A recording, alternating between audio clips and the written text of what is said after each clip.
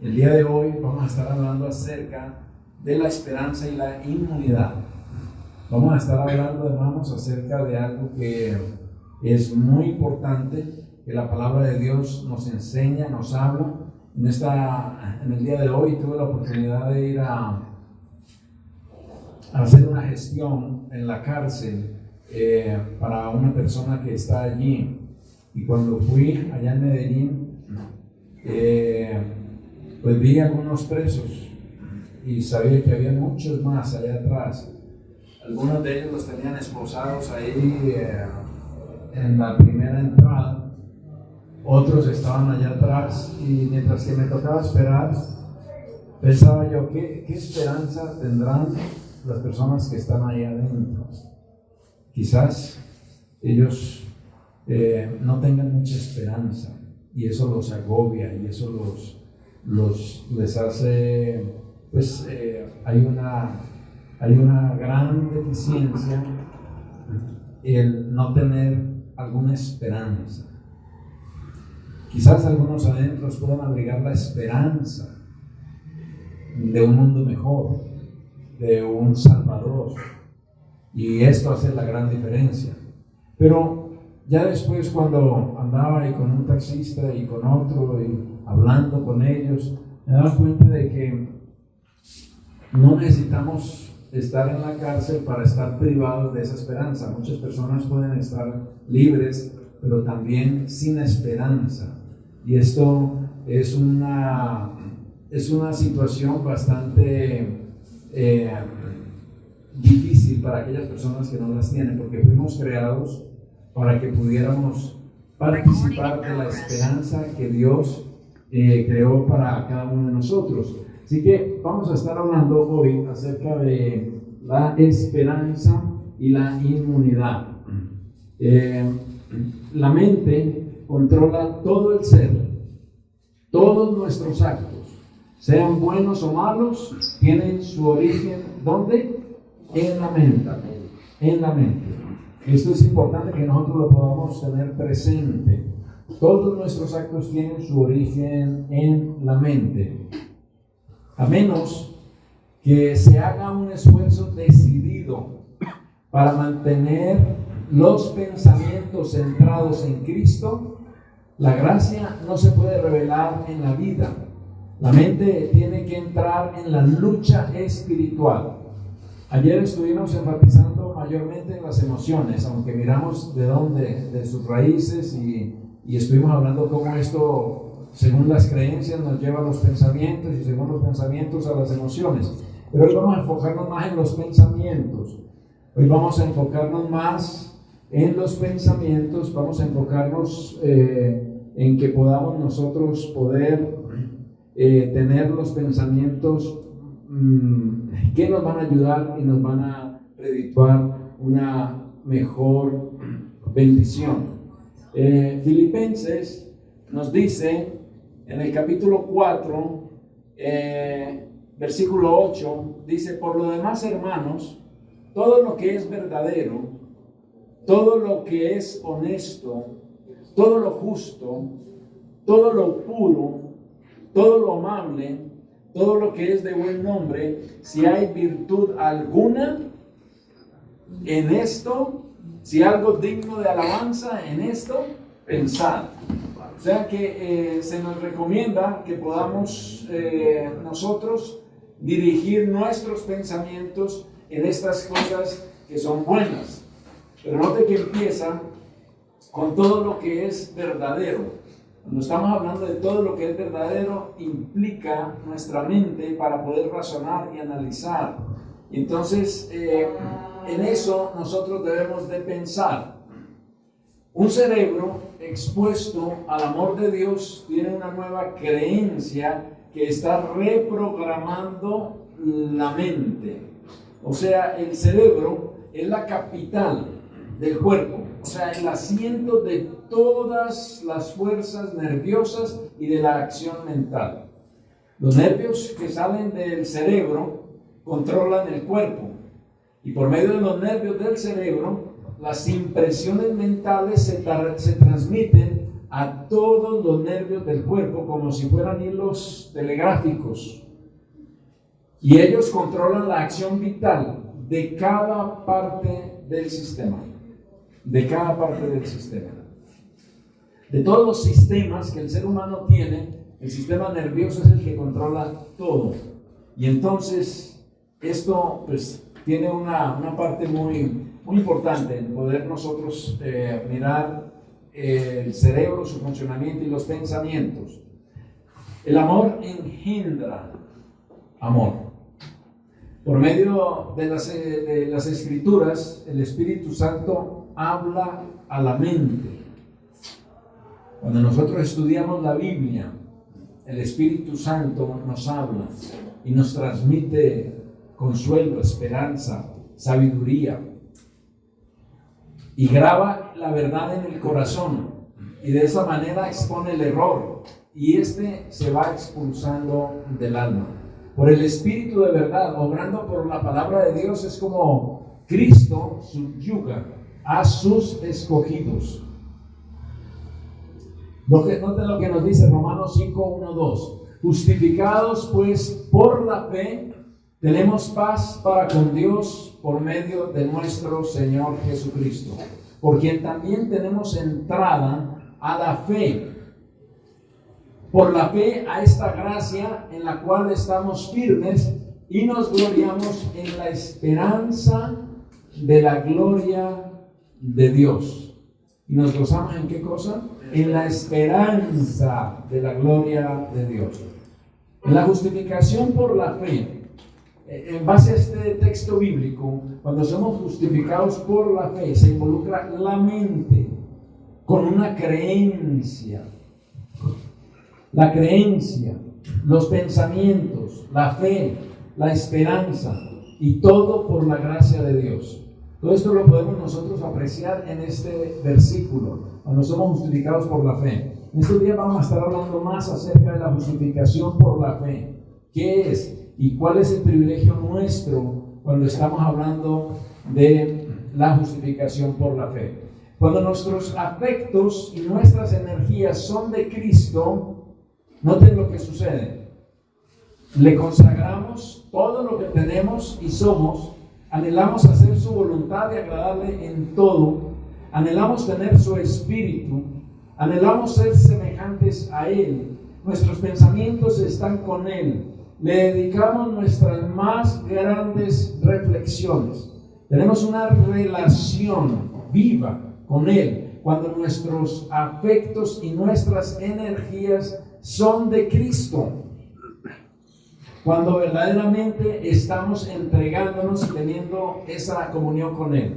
Todo hábito que perjudique la salud reacciona sobre la mente y es tiempo bien gastado el que se dedica al establecimiento y conservación de una robusta salud física y mental. Los nervios firmes y serenos y la circulación sana ayudan a los hombres a seguir los principios correctos y a prestar atención a los impulsos de la conciencia. El Señor se comunica con nosotros a través del cerebro. A través de los nervios del cerebro es como el Señor se comunica con nosotros y nos da el entendimiento y nos da aquellas cosas que nosotros necesitamos y también nos habla. La esperanza es una anticipación a una realidad que está todavía por venir. Qué bendición poder tener esperanza, ¿no creen ustedes? Poder tener esperanza de algo mejor, de tener esperanza, mis queridos hermanos, de poder mejorar muchas cosas que nosotros tenemos, de poder tener un reencuentro con nuestros seres amados que han descansado, tener la esperanza de que este Dios que nos creó, algún día nos vamos a encontrar con Él. Tener esperanza, hermano, es algo maravilloso, es algo maravilloso. Y nosotros necesitamos poder pedirle al Señor que nos ayude a tener esta bendita esperanza en lo que la Biblia nos promete. La Biblia, mis queridos hermanos, nos habla de muchas cosas maravillosas que nosotros necesitamos apreciar. pero necesitamos leerla. Con uno de los taxistas con los que anduve el día de hoy, me preguntaban, ¿y usted lee la Biblia? Y me dice, no, pero la tengo abierta en la casa, la tengo ahí abierta, bien grande en la casa, pero usted nunca la lee. No, pero pongo mi mano y rezo encima de la Biblia, yo, pero no la lee, no. Mire, si usted leyera la Biblia, le decía a este taxista, usted no se imagina las grandes bendiciones que usted va a recibir. Usted va a recibir muchas cosas, mucha sabiduría, muchas bendiciones, y se va a llenar de gozo, de fe, de esperanza, que es lo que nos da el leer la Biblia. Los pensamientos correctos que surgen de una creencia en la verdad abriga una esperanza que nos escuda contra muchas emociones negativas y que pudiera afectar nuestra salud mental. Vuelvo a repetir esto. Los pensamientos correctos que surgen de una creencia en la verdad abriga una esperanza que nos escuda contra muchas emociones negativas que pudieran afectar nuestra salud integral. O sea, la salud mental, nuestra salud física. Entonces, pues es muy importante que nosotros podamos afianzar bien lo que es una creencia verdadera. ¿Dónde podemos nosotros afianzar una creencia verdadera? Hermanos, no tenemos un libro mejor, no tenemos una fuente mejor que en la palabra de Dios. La palabra de Dios es el manual que Dios nos dejó. Es el único libro que usted puede leer y tener al autor de él ahí con usted todo el tiempo. Es el único libro que ha sido inspirado para nosotros y que puede revelarnos cosas maravillosas. Es un libro lleno de inspiración. Es el manual de Dios. Es el único libro que ha perdurado por tantas edades a través de toda la historia. Desde que se imprimió, empezaron con los pergaminos y todo esto. Y es una gran bendición. Nosotros necesitamos tener una creencia, necesitamos arraigar nuestra creencia en algo firme y sólido. Y quiero decirles, hermanos, que el mundo está lleno de filosofías y de creencias y de muchas suposiciones y de muchos mitos. Que si nosotros, fuera de la palabra de Dios, estaríamos nosotros, fuera de la palabra de Dios, estaríamos nosotros como en un naufragio. El estar en un naufragio en el mar es algo tremendo. Pero si nosotros anclamos nuestra creencia en la verdad que nos habla la palabra de Dios, vamos a estar en todos lados en algo. No vamos a ser llevados para un lado ni para el otro lado. No vamos a estar así y así, no, vamos a estar anclados en algo que es verdadero. Es muy importante que nosotros podamos tener una creencia en una verdad sólida. Las personas con mayores niveles de esperanza presentan menores niveles de ansiedad, de tristeza, de angustia, de inseguridad y muchas otras cosas negativas. ¿Quiénes? Las personas con qué? Con un mayor nivel de esperanza. Amén. Entonces es muy importante que nosotros podamos mirar que la esperanza nos da inmunidad. La esperanza fortalece el sistema inmunológico y esto ha sido comprobado científicamente. Han habido varios estudios que han publicado donde dicen que las personas que tienen esperanza sanan más rápido, que las personas que tienen esperanza se enferman menos. No que estemos exentos de los dolores y las cosas que pueden suceder en este mundo, pero sí se puede ver que hay un fortalecimiento, que hay algo que verdaderamente nos ayuda bastante.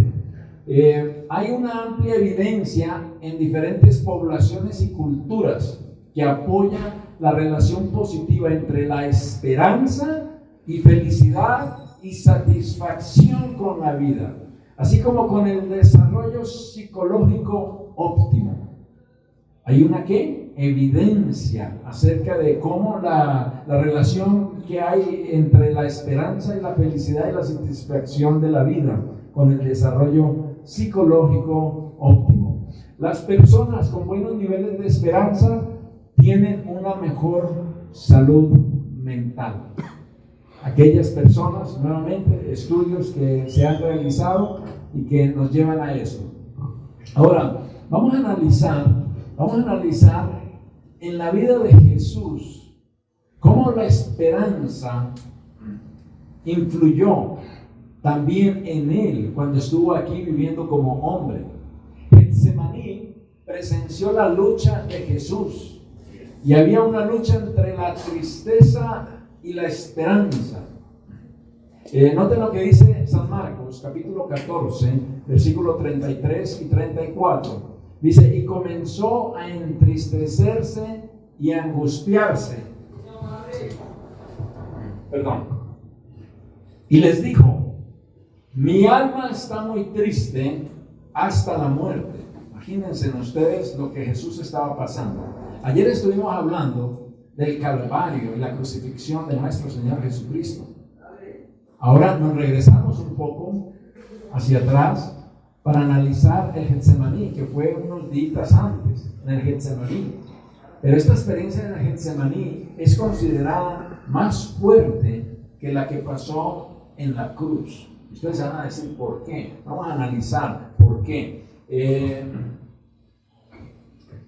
Jesús había estado conversando fervientemente con sus discípulos e instruyéndolos, pero al acercarse al Getsemaní se fue sumiendo en un extraño silencio. Nos da el relato del deseo de toda la gente. Es un libro muy interesante.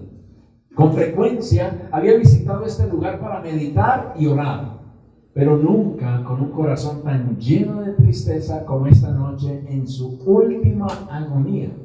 En el Getsemaní experimentó en su última agonía y todavía no había venido nunca el Calvario. Toda su vida en la tierra había andado en la presencia de Dios. Mientras se hallaba en conflicto con hombres animados por el mismo espíritu de Satanás, pudo decir, el que me envió conmigo está. No me ha dejado solo el Padre, porque yo lo que le agrada hago siempre.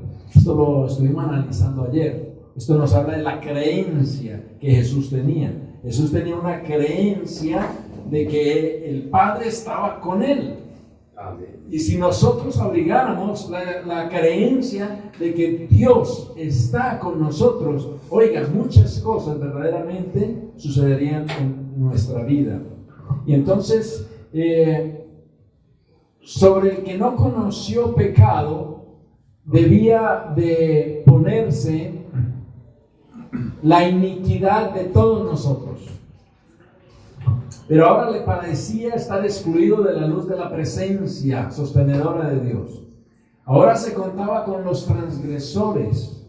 Mientras que estaba en esta lucha, debía llevar la culpabilidad de la humanidad caída. Tan terrible le parece el pecado, tan grande el peso de culpabilidad que debe llevar, que está tentado a temer que quedará privado para siempre del amor de su Padre. Sintiendo cuán terrible la ira de Dios contra la transgresión, exclama lo que acabamos de leer: mi alma está muy triste hasta la muerte. Al acercarse al huerto, los discípulos notaron el cambio de ánimo que tenía el maestro. Nunca antes lo habían visto tan completamente triste y callado. Su cuerpo se tambaleaba como si estuviese por caer. Cada paso le costaba un penoso esfuerzo.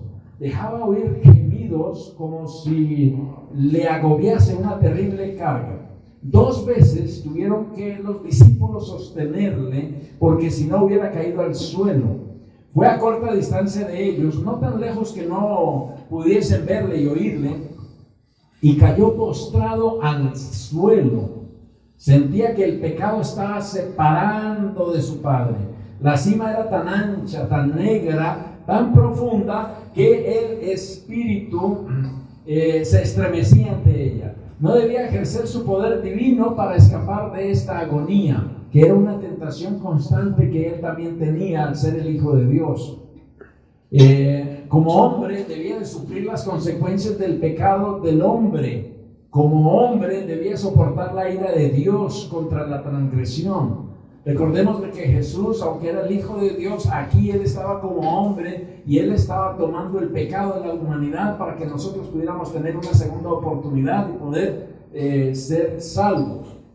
Ahora el tentador había acudido a la última y terrible lucha para la cual se había estado preparando durante los 3 años del ministerio de Cristo. Para él todo estaba en juego. ¿Para quién? Para Satanás. Si fracasaba aquí, perdía su esperanza de dominio, que es lo que quería Satanás, quedar con el dominio de la raza humana. Satanás le decía que si se hacía garante de un mundo pecaminoso, la separación sería eterna. Quedaría identificado con el reino de Satanás y nunca más sería uno con Dios. Esto es lo que Satanás le susurraba allí a Jesús. Satanás presentaba al Redentor la situación en sus rasgos más duros. El pueblo que pretende estar por encima de todos los demás en ventajas temporales y espirituales te ha rechazado. Es lo que él le tentaba a Jesús diciéndole: uno de tus propios discípulos que escuchó tus instrucciones y se ha destacado en las actividades de tu iglesia, te traicionará. Y sabemos que Pedro lo hizo. Uno de tus más celosos seguidores te negará. Todos te abandonarán. Y todo esto le llegaba como una gran tentación. Todo el ser de Cristo aborrecía este pensamiento, porque humanamente pudiéramos ver que todo era un fracaso. Y Satanás le quería resaltar todas estas cosas allí. Que aquellos a quienes se había comprometido a salvar, aquellos a quienes amaba tanto, se uniesen a las maquinaciones de Satanás. Y esto traspasaba su alma. Recuerde lo que nos dice San Juan: a los suyos vino y los suyos no le recibieron. Y entonces el Hijo de Dios volvió a quedar presa de agonía sobrehumana y tambaleándose volvió agotado al lugar de su primera lucha. Su sufrimiento era aún mayor que antes. Al apoderarse de él la agonía del alma, fue su sudor como grandes gotas de sangre que caían en la tierra. El conflicto era terrible. Los pecados de los hombres descansaban pesadamente sobre Cristo y el sentimiento de la ira de Dios contra el pecado abrumaba su vida. Miremosle, contemplando el precio que ha de pagar por el alma humana. En su agonía se aferra al suelo frío como para evitar ser alejado más de Dios. El frío rocío de la noche cae sobre su cuerpo postrado, pero él no le presta atención. De sus labios pálidos brota el amargo clamor: Padre mío, si es posible, pase de mí este vaso. Pero entonces añade: pero no como yo quiero, sino como tú. 3 veces él hizo esta oración, diciéndole al Padre que si fuera posible le pudiera quitar ese vaso. Cuando Jesús vino a ellos, los halló dormidos otra vez, pero los ojos de ellos estaban cargados y no sabían qué responderle. Su presencia los despertó. Vieron su rostro surcado por el sangriento sudor de la agonía y se llenaron de temor. No podían comprender su angustia mental. Tan desfigurado era su aspecto más que el de cualquier hombre y su forma más que la de los hijos de Adán. La humanidad del Hijo de Dios temblaba en esa hora penosa. Oraba ahora no por sus discípulos para que su fe no faltase, sino por su propia alma tentada y agonizante. Había llegado el momento pavoroso para Jesús, el momento en que había de decidir el destino del mundo. La suerte de la humanidad pendía de un hilo. Cristo podía aún ahora negarse a beber la copa destinada al hombre culpable. Todavía podía negarse, todavía no era demasiado tarde. Podía enjugar el sangriento sudor de su frente y dejar que el hombre pereciera en su iniquidad. Podía decir: reciba el transgresor la penalidad de su pecado y yo volveré a mi Padre. Él ve la impotencia del hombre, ve el poder del pecado, los ayes y lamentos de un mundo condenado surgen delante de él. Contempla la suerte que le tocaría y su decisión queda hecha. Salvará al hombre, sea cual fuere el costo. Padre mío, si no puede este vaso pasar de mí sin que yo lo beba, hágase tu voluntad. 3 veces él hizo esta oración. 3 veces rehuyó su humanidad, el último y culminante sacrificio. Pero ahora surge delante del Redentor del mundo la historia de la familia humana. Ve que los transgresores de la ley, abandonados a sí mismos, tendrían que perecer. Acepta su bautismo de sangre, a fin de que por él los millones que perecen puedan obtener vida eterna. Dejó los atrios celestiales, donde todo es pureza, felicidad y gloria, para salvar a la oveja perdida, al mundo que cayó por la transgresión, y no se apartará de su misión. Hará propiciación por una raza que quiso pecar. Su oración expresa ahora solamente su misión. Si no puede este vaso pasar de mí sin que yo lo beba, hágase tu voluntad. ¿Dónde estaban ahora sus discípulos para poner tiernamente sus manos bajo la cabeza de su maestro desmayado y bañar esa frente desfigurada en verdad más que la de los hijos de los hombres? El Salvador pisó solo el lagar y no hubo nadie del pueblo con él. Pero Dios sufrió con su Hijo. Los ángeles contemplaron la agonía del Salvador. Vieron a su Señor rodeado por las legiones de las fuerzas satánicas y su naturaleza abrumada por un pavor misterioso que lo hacía estremecerse. Hubo un silencio en el cielo. Ningún arpa vibraba. Si los mortales hubiesen percibido el asombro de la hueste angélica mientras en silencioso pesar veía al Padre retirar sus rayos de luz, amor y gloria de su Hijo amado, comprenderían mejor cuán odioso es el pecado a la vista de Dios. Las potestades del bien y del mal esperaban para ver qué respuesta recibiría la oración, 3 veces repetidas por Cristo. Los ángeles habían anhelado llevar alivio divino al doliente, pero esto no podía ser. Ninguna vía de escape había para el Hijo del Hombre. En esta terrible crisis, cuando todo estaba en juego, cuando la copa misteriosa temblaba en la mano del doliente, los cielos se abrieron. Una luz resplandeció en medio de la tempestuosa oscuridad, y a esa hora crítica, y el poderoso ángel que está a la presencia de Dios, ocupando el lugar del cual cayó Satanás, vino al lado de Cristo. Pero no vino para quitar de su mano la copa, sino para fortalecerle a fin de que pudiese beberla, asegurando el amor de su Padre. Vino para dar poder al suplicante, divino humano. Le mostró los cielos abiertos y le habló de las almas que se salvarían como resultado de sus sufrimientos. Le aseguró que su Padre es mayor y más poderoso que Satanás, que su muerte ocasionaría la derrota completa de Satanás y que el reino de este mundo sería dado a los santos del Altísimo. Le dijo que vería el trabajo de su alma y quedaría satisfecho, porque vería una multitud de seres humanos eternamente salvos. Oiga, esto era esperanza que estaba recibiendo el Hijo de Dios en medio del sufrimiento. Tenía la esperanza de ¿qué? De ver lo que iba a ver el resultado de su trabajo y de su sacrificio. La agonía de Cristo no cesó, pero le abandonaron su depresión y desaliento. La tormenta no se había apaciguado, pero el que era su objeto fue fortalecido para soportar su furia. Salió de la prueba sereno y henchido de calma. ¿Cómo? ¿Salió de qué? De la prueba sereno y henchido de calma. Una paz celestial se leía en su rostro manchado de sangre. Había soportado lo que ningún ser humano hubiera podido soportar. porque había gustado los sufrimientos de la muerte por todos los hombres.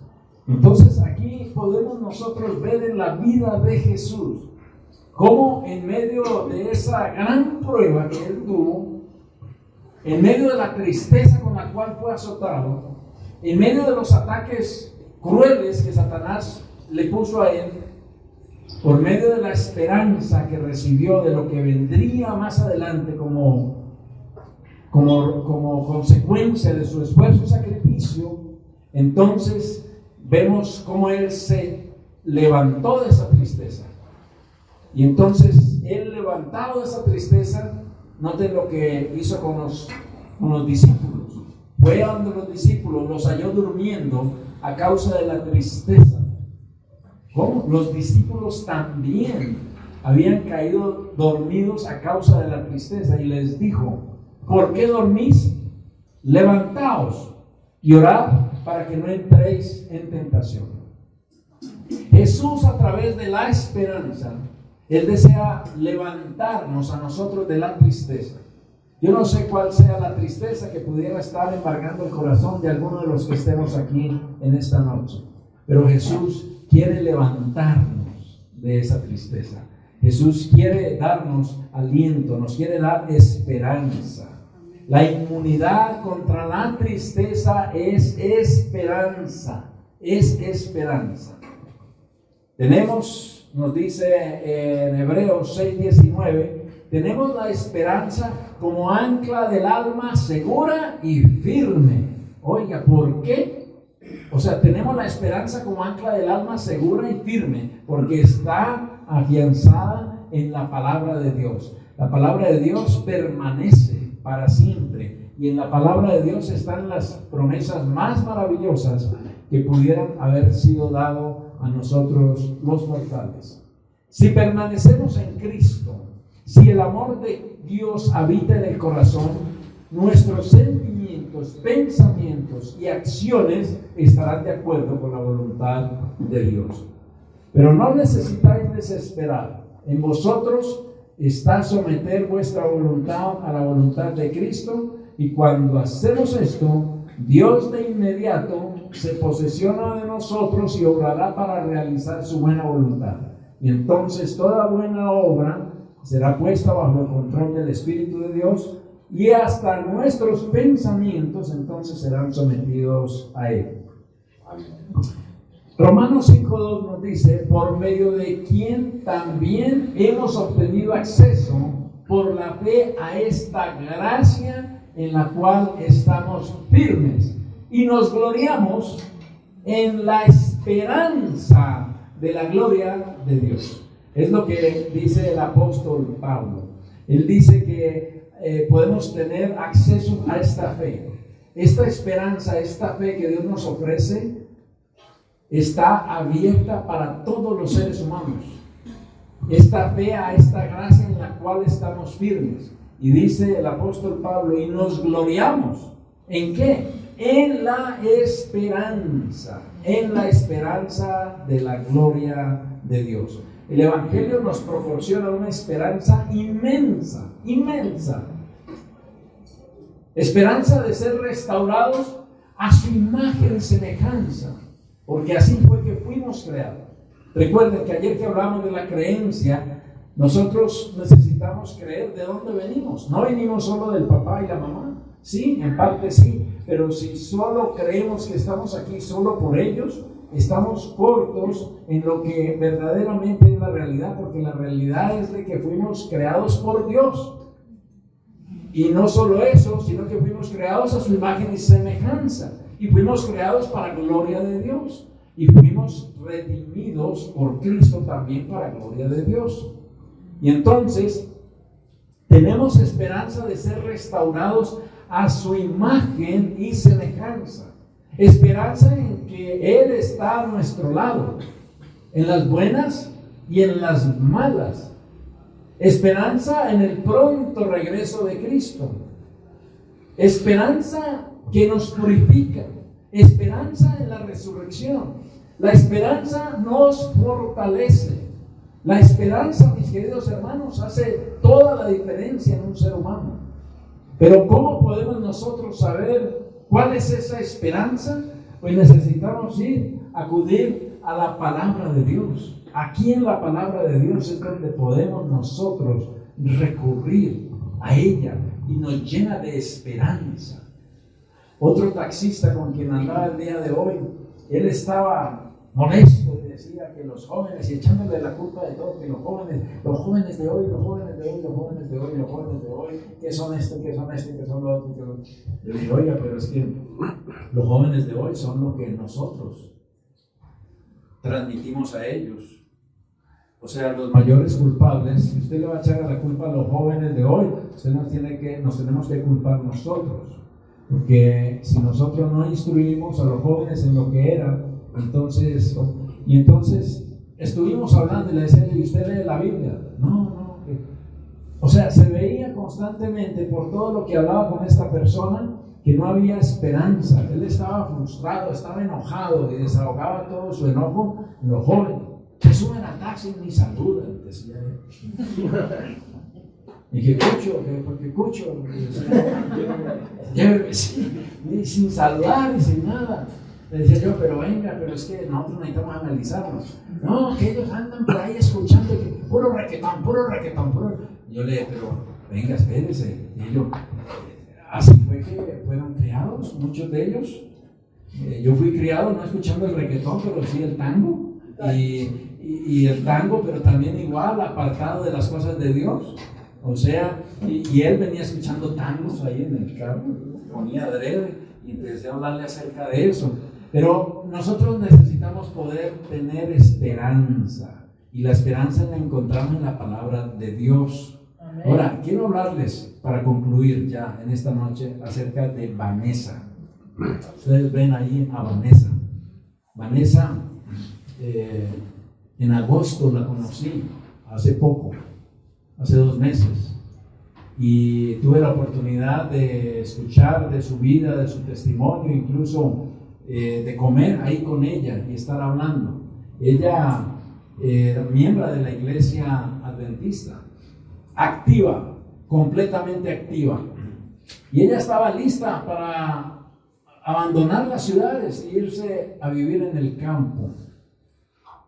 Ella tenía la esperanza en el Señor, ella tenía promesas que se les habían afianzado a ella, y ella tenía esa esperanza. Y cuando ella entonces empieza a ese proceso para ir y estar en el campo, su esposo le llegó una enfermedad y quedó paralizado. Luego, un poco después, su hijo murió. Tenía a un hijo, enterrando a un hijo, y el esposo no se podía mover. Luego resulta que ella le surgió un cáncer y ella ya estaba lista para morir. De repente ella escuchó de un lugar donde enseñan un estilo de vida saludable que se llama Yuchi Pines, allá en Estados Unidos, donde le enseñan a vivir de una manera saludable, sana en el campo. Y entonces ella fue allá para poder recibir ayuda física. Y resulta que mientras que ella llegó allá a recibir su ayuda para su problema físico, lo que ella en realidad recibió fue una sanidad emocional. Ella necesitaba perdonar a algunas personas en su vida. Ella había sufrido bastante durante toda su vida. Ella tenía una esperanza, pero ella también necesitaba poder sanar algunas heridas emocionales que ella tenía. Y entonces, mientras que ella fue a recibir una sanidad física, resulta que estuvo recibiendo una terapia emocional, y ella se dio cuenta que había varias personas que ella no había perdonado en su vida. Y ella empezó en un proceso de perdonar, pero llegó una persona donde verdaderamente le dijo al coach que la estaba ayudando: no, yo esto sí ya no puedo, yo a esta persona no la puedo perdonar, no la puedo perdonar. Pero a través de la oración, ella perdonó a esta persona. Además, y a esta persona que no quería perdonar, justo se la encontró en una tienda. Cuando regresó, salió de allí, regresó y se encontró a esta persona. Y verdaderamente ella la perdonó y lo pudo ver cuando se encontró a esta persona. Y resulta que cuando ella perdonó verdaderamente, empezó a haber una sanidad física de ese cáncer que tenía, hasta el punto que sanó completamente de su cáncer. Ella ahora, hoy en día, ella se dedica a ayudar a las personas a sanar. Su esposo falleció años atrás, pero ella abrigaba una esperanza. Ella abrigaba una esperanza en el Señor, y esa esperanza la llevó a través de pruebas duras, severas, fuertes. Ella tenía una esperanza en la gloria de Dios. Ella tenía una esperanza en que Jesús la amaba. Ella tenía una esperanza en la palabra de Dios. Y hermanos, así como Jesús atravesó el Getsemaní, en medio de ese sufrimiento y de ese dolor, a través de esa esperanza que el cielo le brindó a Cristo, asimismo Vanessa fue sostenida a través de las pruebas por la esperanza. Y hermanos, no sé qué prueba nosotros podamos estar teniendo, pero quiero decirle que Dios quiere que tú seas enriquecido o enriquecida con la bendita esperanza que el cielo nos ofrece. Necesitamos nosotros abrir nuestro corazón a la esperanza maravillosa del Señor, y que podamos nosotros estudiar la palabra de Dios, creer en la palabra de Dios, para que nuestros pensamientos sean orientados en la verdad, y vamos a tener emociones positivas y nuestros pensamientos positivos, y esto nos va a ayudar junto con la esperanza, y esto nos va a crear una inmunidad contra muchos problemas y muchas situaciones negativas en este mundo. Y no seamos como 3 taxistas hoy con los que conversé. A todos ustedes les pregunté que si tenían la Biblia, y decían que no, que estaban en la casa pero que no la leían. El último me dijo, no la leo, pero mi mamá la tiene. Pero su mamá es su mamá, pero usted necesita, lea la Biblia. A los 3 taxistas les traté de convencer de que debían de leer la Biblia, aunque sea 5 minutos diarios, porque es que el enemigo es astuto. Si nosotros no leemos la palabra de Dios, si nosotros no tenemos el ancla en la palabra de Dios, si no creemos en la palabra de Dios, entonces nuestros pensamientos van a estar distorsionados, nuestras emociones van a estar distorsionadas, vamos a estar confundidos en este mundo. Pero cuando nosotros afianzamos en la palabra de Dios nuestra creencia, todas las cosas se van a facilitar, y vamos a ser enriquecidos con la esperanza maravillosa que Dios nos ha dado en su palabra, de que muy pronto Él vendrá en las nubes de los cielos y con gran gloria. Y mis queridos hermanos, todo aquel que abriga esa esperanza se purifica a sí mismo, dice la palabra de nuestro Dios. ¿Cuántos en esta noche quisieran pedirle eso al Señor? Que nos dé esa bendita esperanza. Amén. Gloria a nuestro Dios.